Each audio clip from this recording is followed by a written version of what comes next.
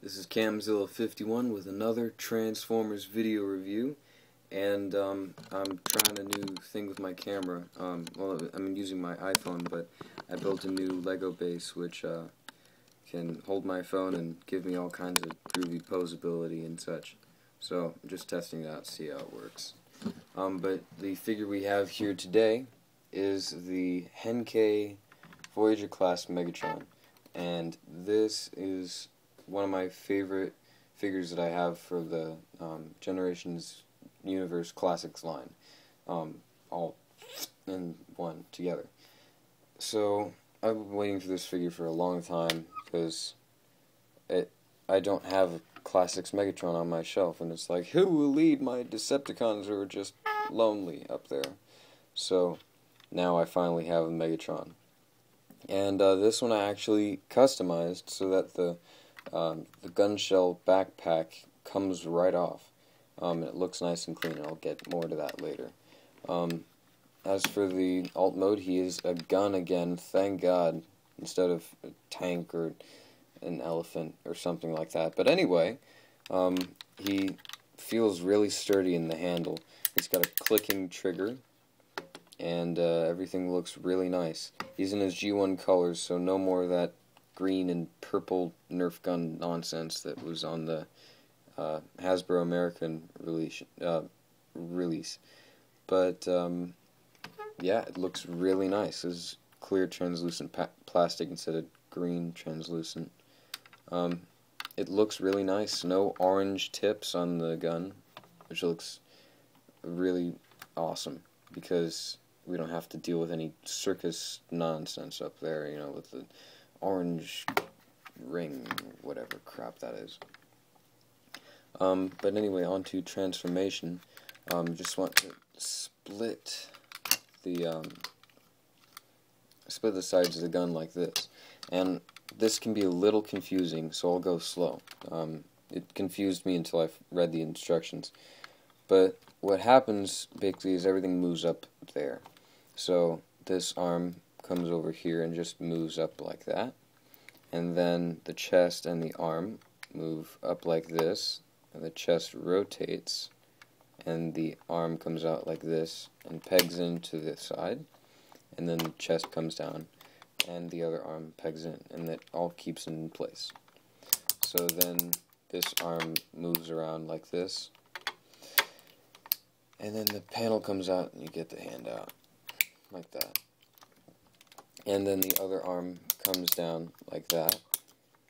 And a cool little thing you can do with the fusion cannon is the fusion cannon comes under like that. You can push it in, and then it makes the hand come out of a flap without any fingernail stuff.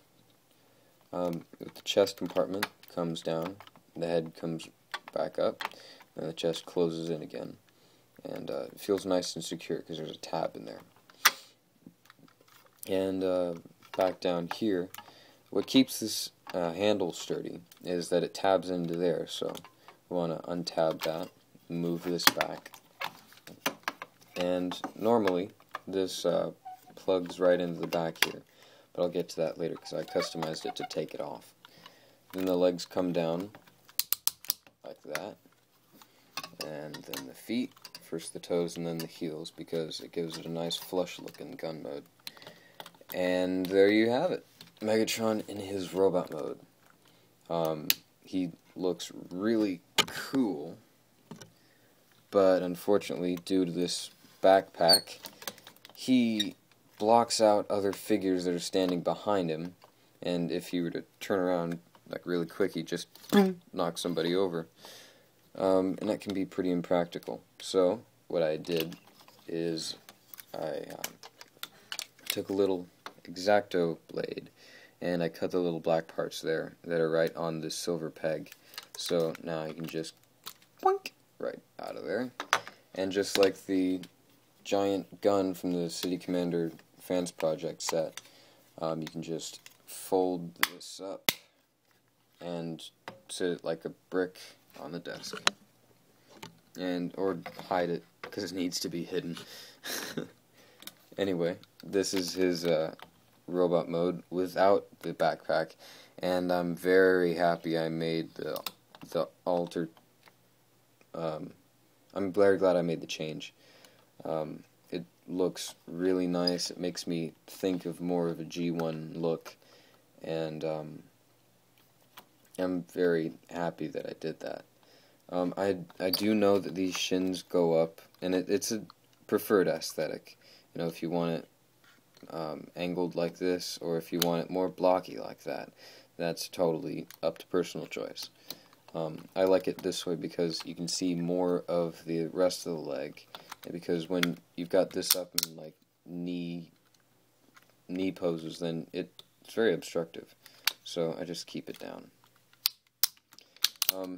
As you'll notice, he has a lot of ratcheting joints, which can be very annoying for stop motion animators. The only joints that he doesn't have ratcheting joints are on these swivel joints, on the feet, and on the ball jointed head. But everything else is a ratchet joint. And it's like,